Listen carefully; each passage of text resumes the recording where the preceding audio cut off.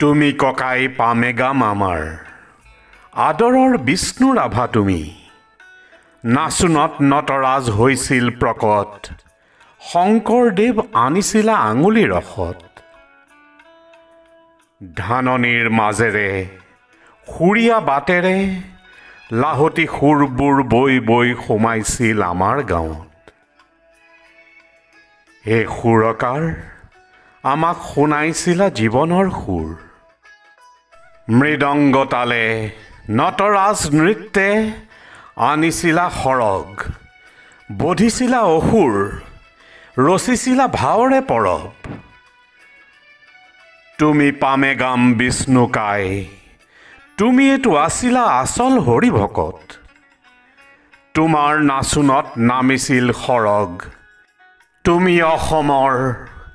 তুমি এইটো কিৰাতৰ মহানায়ক